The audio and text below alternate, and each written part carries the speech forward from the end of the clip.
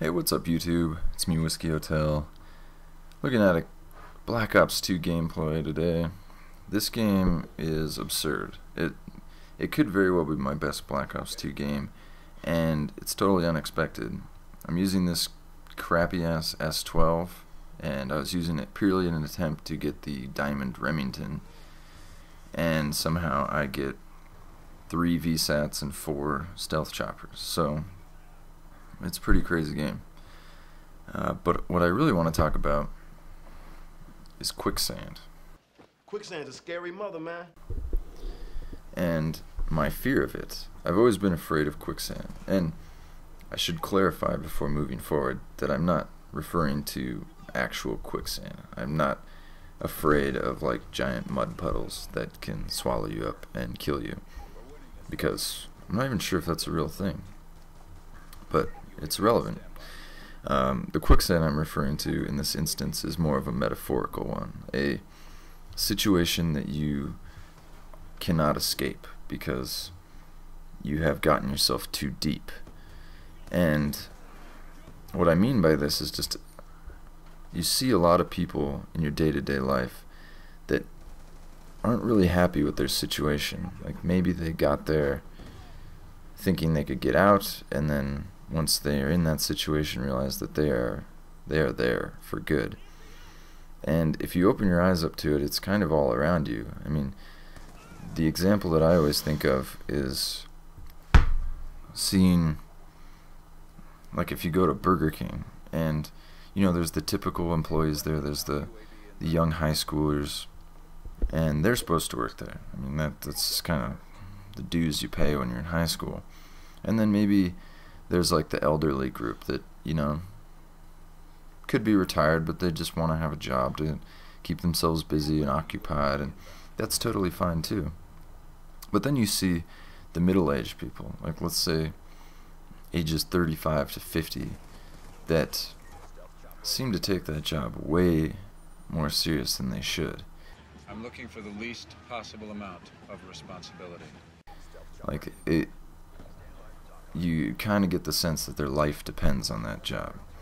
And in a sense it does. And that's the situation I'm talking about, is those people that depend on a situation that they hate in order to survive. I'm gonna end up doing it because I'm a big pussy.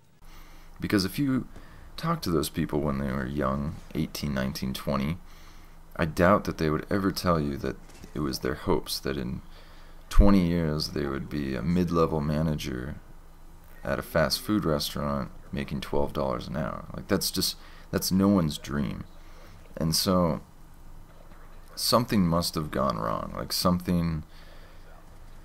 you must have hit some series of events that led to that situation. And so I asked myself, like, how could this possibly happen?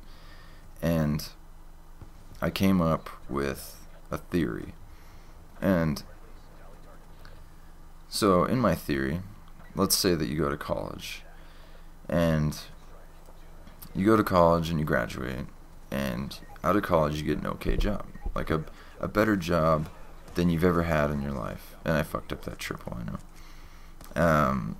I mean, it's not like an outstanding job, it's not like, oh shit, but it's more money and than you've had at any point else in your life. Like you're getting paid more. And seeing as how you're a young person with very few commitments and not a lot of living expenses, it seems like a great thing. Like you're making way more money than you could ever hope to spend. And so you got this job, but you also got some student loan debt from going to college. No big deal. You're on a payment plan. You can pay it off for the next 30 years if you want to. And so you're going along, you're working this job, you're starting to put a lot of money in your pocket, and you know, because you have this job and you're financially secure, you start to think like, maybe I need to update my car a little bit. And so you go out and you get a nice car. Like probably not a new car. If you buy a new car, you're an idiot, but you know, a nicer used car than the one you're driving around. But you had to take out a loan for that as well. So now you got the student loan, you got the car loan, and you're going along and you keep working that same job, and after a while you meet a girl and you really hit it off with this girl, and you date for a while, and then you decide to get married. It's going to be the best thing ever. And this is where I start to get a little confused and resistant to this line of thinking, is that everyone always seems to think they need to have like an extravagant wedding, like they need to spend $20,000-$30,000, and that seems like a really weird thing to start a new life based on. Like we're gonna spend the rest of our life together in debt, like right off the bat. I don't understand that. But let's say you get married, you spend $20,000. So now you got the student loan debt, you got the car loan, and you got to pay this marriage off, or this wedding off, excuse me. And you're going along, you got a wife now, and you got this same job still, maybe you got a raise somewhere in there. Well, you know, you're a married man now, so you got to build your nest, so you got to buy a house, and this is the big one. So you go out and you and your wife, you get a house, $200,000. Do you realize what you've done?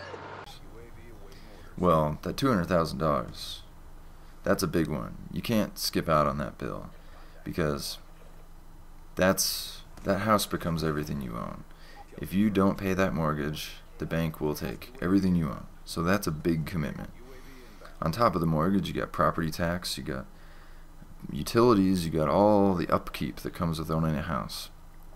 And so now you got the student loans. Let's say you paid off the car, you got the student loans, you're still paying off that wedding, and you got the mortgage every month. Well, now you got the house and the wife, you got to start a family, so you have a kid. Well, it's about as simple as putting your dick in a vagina. And not only kids cost money when they're born, the medical bills, but they cost money to raise, to feed, to clothe, all the stuff. Common sense. But it really does start to add up from this point. And then nobody's ever happy with a family of 3, so let's say you crank out 2 more kids. So now you're in a situation where you were previously comfortable as a single person. You are now using that same income to pay off student loans, a wedding, you got to pay that mortgage every month, you got to feed and clothe 3 kids, and that's it. Now, we are fucked. That's how you get stuck, in my opinion. And I've seen this happen. Now you're in a situation where even if you wanted to change careers or something, it's not comfortable. You can't just get up and leave and go back to eating ramen every night, because those people are depending on you. Your kids are depending on you. Your wife is depending on you to bring home the money that will sustain the way of life that you have grown accustomed to. And I see this happen. There's a few guys I work with, they're super nice guys, but you know, my job can be physically demanding, and carrying around granite countertops all day, breathing silica dust, mixing epoxies, breathing those in, can break your body down. And these guys are in their late 30s, and their bodies are breaking down. Their backs are going out, their shoulders are going out, their hands are all fucked up from those epoxies all the time. It's just bad stuff, and they hate it. They don't want to do it anymore. And so I straight up asked the guy the other day, like, what gets you out of bed? Like, is it just knowing that you have to provide for your family? And he's like, yeah. He's like, I know I have to go out and keep the roof over their heads and keep the food on their plates, and this is the job, this job is the only way I can do that. So I just gotta do what I gotta do.